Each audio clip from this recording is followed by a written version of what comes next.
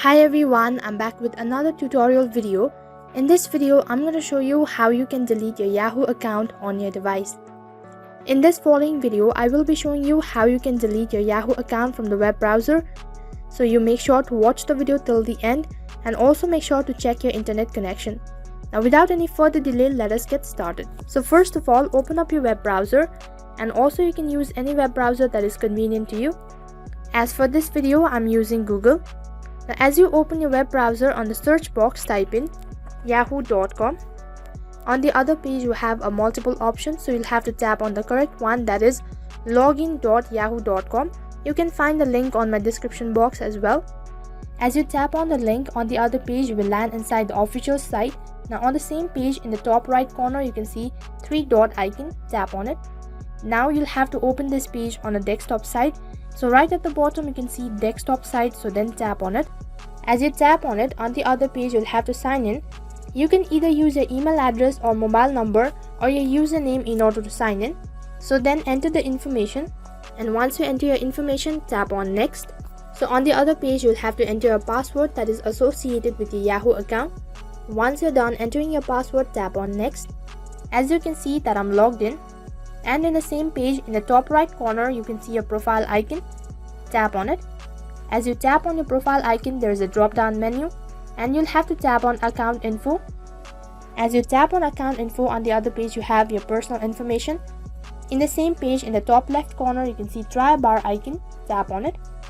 As you tap on it, on the other side there is help. Tap on it.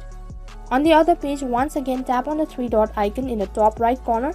In this following page, in the left hand side corner, you can see create or delete your account, so tap on it. As soon as you tap on create or delete account, on the other side you can see there are multiple options. Now from here you'll have to tap on close or reactivate your Yahoo account. As you tap on it, on the other page you have a whole page of article.